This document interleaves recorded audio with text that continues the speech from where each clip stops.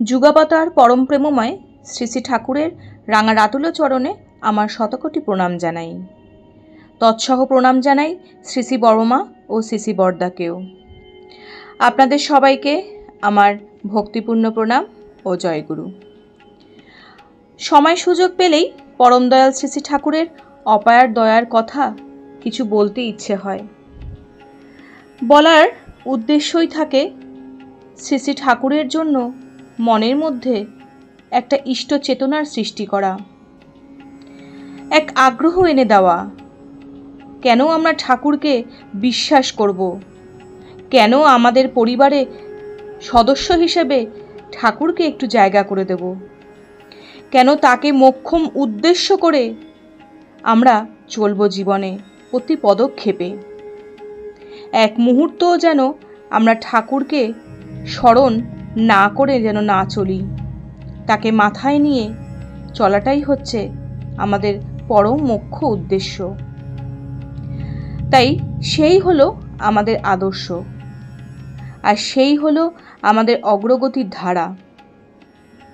তাই আজ ঠাকুরেরই একটি অপার দয়ার ঘটনা আমি বলবো। লেখায় শ্রীমতী স্নেহলতা কর। সেই অনেক দিনের কথা, 1964 সন। তখন আমরা থাকতাম হোসেনি লজে, বর্তমানে যেটি তপবন বিদ্যালয়।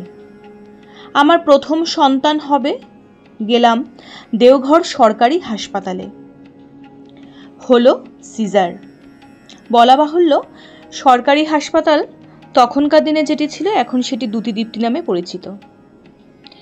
9 দিনের স্টিচ কেটে বাচ্চা নিয়ে বাড়ি এলাম।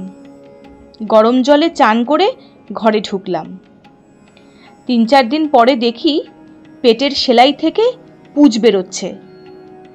আমার স্বামীকে জানালাম সে কথা। তিনি আশ্রমের ডাক্তার সূর্যদাকে নিয়ে এলেন, সূর্য সেন। ডাক্তারবাবু ব্যবস্থা দিলেন সেলাইয়ে গজ ঢোকাতে হবে। আয়োডিন ভেজা গজ লোহার শলাকা দিয়ে সেলাইয়ের ভেতরে ঢুকিয়ে দেওয়া হতো। সে যেন এক অসহনীয় অব্যক্ত যন্ত্রণা। কিন্তু সেপটিক তো সারছেই না। অধিকন্তু দেখা দিল জ্বর। দুবেলা চলছে পেনিসিলিন ইঞ্জেকশন। তারপর ধরা পড়ল বিকলাই। জ্বর বেড়েই চলেছে। এইভাবে প্রায় 1 মাস হয়ে গেছে। এতদিন পরে আমার স্বামী ডাক্তারদাকে বললেন, এতদিন হয়ে গেল তবু পেশেন্ট ভালো হচ্ছে না কেন? কেনই বা সেপটিক সারছে না? সূর্যদা বললেন, ইউরিনটা পরীক্ষা করে দেখতে হবে সুগার আছে কিনা। ইউরিন টেস্টের রিপোর্ট দেখে ডাক্তারদা ইনসুলিন ইঞ্জেকশনের ব্যবস্থা নিলেন। পরদিন সকালবেলা প্রেসক্রিপশন হাতে নিয়ে আমার স্বামী গেলেন দেওঘর বাজারে ওষুধ ইঞ্জেকশন কিনে আনতে। ওষুধপত্র কেনার পর তিনি এগিয়ে যাচ্ছেন মিনা বাজারের দিকে সবজি কিনতে। এমন সময় একখানি মোটর কার এসে থেমে গেল তার সামনে। তিনি দেখেই বলে উঠলেন, এই যে ডাক্তারবাবু। ডাক্তারবাবু, আমার পেশেন্ট কেমন আছে? ভালো তো? তিনি, না ভালো নেই। বাড়ি গিয়ে স্টিচে সেপটিক হয়েছে, তারপর জ্বর, বিকলাই, এখন সুগার ধরা পড়েছে। আজকে ইনসুলিন দেওয়া হবে। তিনি কথাগুলো এক নিঃশ্বাসে বলে ফেললেন। ডাক্তারবাবু চুপ করে শুনলেন। তারপর বললেন, আমার মনে হয় ওটা সুগার নয়, নেকটোজেন। আমার স্বামী আবার বলতে থাকেন, না ডাক্তারবাবু, ইউরিন টেস্ট করে দেখা গেছে সুগার আছে, আর সেপটিক তো সারছেই না কিছুতেই। প্রায় 100 পেনিসিলিন হয়ে গেল। ডেলি গজ দেওয়া হচ্ছে। কিছুটা হিলাপ হয়ে আসছে, কিন্তু সারছে না। 1 মাসের উপর হয়ে গেল। তাই সূর্যবাবু বলছেন ইনসুলিন দেবেন। সুগার নীল হলেই সেপটিক সেরে যাবে। এবার ডাক্তারবাবু বেশ জোর গলায় বলে উঠলেন, সর্বনাশ হয়ে যাবে মণিবাবু, ইনসুলিন দিলেই সুগার নীল হয়ে যাবে। পেশেন্টকে বাঁচানো দায় হবে। আমি বলছি ও সুগার নয়। আমার স্বামী এবার শান্তভাবে নিচু গলায় জিজ্ঞেস করলেন, ওটা তাহলে কি? ইউরিনে যে পাওয়া গেল। সার্জেন, ওটা নেক্টোজেন। প্রসূতির বুকের দুধ অনেক সময় ইউরিনের সঙ্গে বেরিয়ে আসে।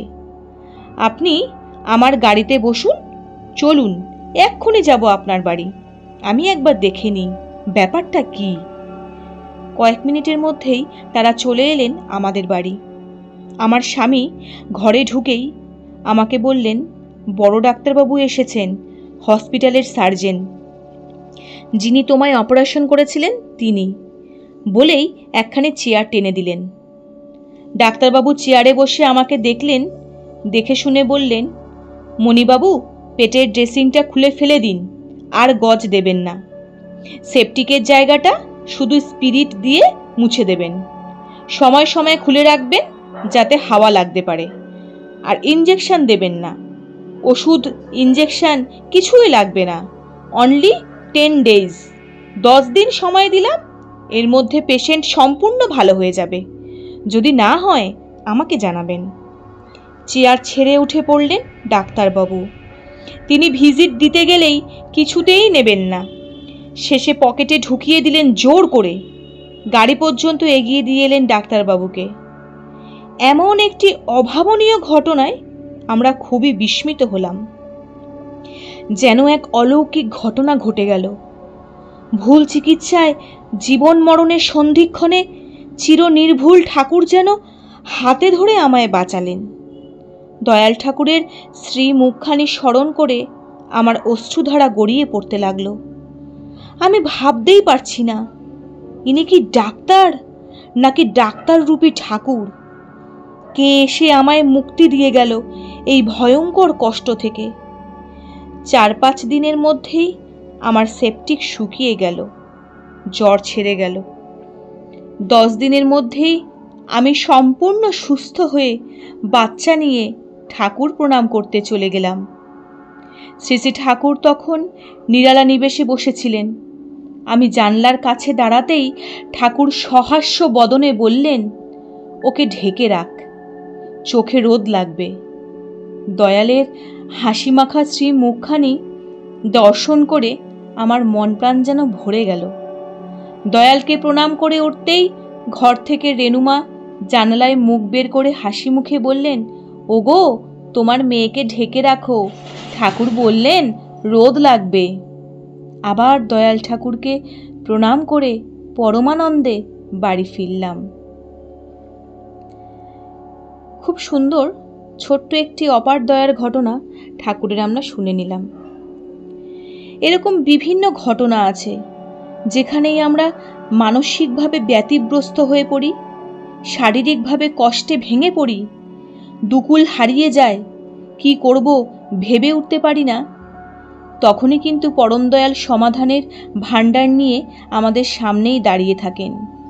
শুধু চোখ বন্ধ করে ভরসা করে ইষ্টকে স্মরণ করে তার হাত ধরতে হয়। পাছে যেন কোনো কিন্তু না থাকে, মনের মধ্যে যেন কোনো দ্বিধা দ্বন্দ্ব দ্বন্দ্বীবৃত্তি অভিসন্ধি না থাকে, তাহলেই তিনি দয়া করেন। আর আমাদের এই সমস্যাগুলো নির্মূলভাবে কোথায় যে নিয়ে চলে যান আমরা জীবনে বুঝতেই পারি না। আরেকটি ছোট্ট ঘটনা বলি। কালস্রোতের মতোই প্রবাহিত জীবন গতি, আবার কালচক্রে ঘুরে ঘুরে আসে সুখ দুঃখ, আনন্দ বেদনা, হাসি কান্না। কোনোটাই কিন্তু আমাদের জীবনে স্থায়ী নয়। কখনো মনে হয় জীবনটা যেন একটা জায়গায় দাঁড়িয়ে আছে, আবার কখনো জীবনের পাতাগুলি বড্ড তাড়াতাড়ি উল্টে যায়, যেন দমকা হাওয়া বইছে। জীবনের এমনই একটা সময়ের কথাই বলছি। আমি এক ভীষণ দুশ্চিন্তা নিয়ে দিন কাটাচ্ছিলাম। ভাবছি, একবার সিজার হলে আর কি নর্মাল ডেলিভারি হতে পারে না? সবার কাছেই শুনি যে না, এটা হয় না। তবে তো এবারও আমার সিজার হবে। আমি অপারেশনকে ভয় করি। তাছাড়া আগের বারের অভিজ্ঞতা আমাকে আরও দুশ্চিন্তাগ্রস্ত ও ভীত করে তুলেছে। দিন রাত ঠাকুরকে ডাকি আর ভাবি। ভেবে ভেবে মন স্থির করলাম পরম দয়াল শ্রী শ্রী ঠাকুরকে একথা জিজ্ঞেস করব। ঠাকুর যদি কোনো উপায় বলে দেন তবে তাই করব। রোজই ঠাকুর বাড়ি যাই, ঠাকুর দর্শন করি, ঠাকুরের কাছে বসেও এসব কথা ভাবি, কিন্তু ঠাকুরকে আর জিজ্ঞাসা করা হয় না। একদিন শ্রী শ্রী ঠাকুরকে জিজ্ঞাসা করব বলে মন স্থির করে বসে আছি। ঠাকুর গড়গড়ার নলে তামাক খাচ্ছেন। ভাবছি ঠাকুরের তামাক খাওয়া হয়ে গেলেই জিজ্ঞেস করব। শ্রী শ্রী ঠাকুরের তামাক খাওয়া হয়ে গেলে গড়গড়ার নলটি যেন সরোজিনীর মা হাতে দিলেন। অমনি ডাক্তার প্যারিনন্দীদা ঠাকুরকে জিজ্ঞাসা করলেন, একবার সিজার করে বাচ্চা হলে পরে কি নর্মাল হতে পারে না? শ্রী শ্রী ঠাকুর বললেন, পারে, খুব নাম করলে হতে পারে। দয়াল ঠাকুর বিধান পেয়ে আমার দুর্ভাবনা দূর হয়ে গেল। আশার আলো জ্বলে উঠল আমার চোখের সামনে। আমি মনে মনে স্থির করলাম, এখন হতে সব সময় নাম করতে চেষ্টা করব। স্বয়ং বিধাতা পুরুষের কাছে বিধান পেয়েছি, আর চিন্তা কি। মনে খুব আশা নিয়ে বাড়ি ফিরে এলাম। পরম দয়ালের শ্রী মুখখানি স্মরণ করে সর্বদা নাম করার চেষ্টা করি, আর প্রতিদিন একবার ঠাকুর দর্শনে যাই। এইভাবে চলছে আমার দিনগুলি। কয়েক মাস পর নির্দিষ্ট সময় আমি হাসপাতালে গেলাম।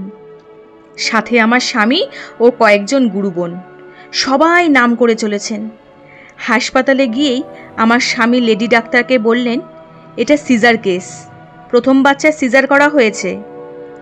লেডি ডাক্তার এসে আমাকে দেখে বললেন, বাচ্চা ছোট আছে, আমার মনে হয় নর্মালে হয়ে যেতে পারে।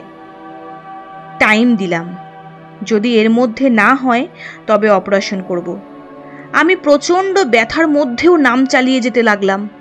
আমার স্বামীও বাইরে বসে নাম করতে থাকেন অনবরত, আর সাথে যারা এসেছিলেন সবাই নাম করতে থাকেন। ডাক্তারের নির্দিষ্ট টাইমের মধ্যেই বাচ্চা প্রসব হয়ে গেল। দয়াল ঠাকুরের বিধান মূর্ত হয়ে উঠল আমার জীবনে।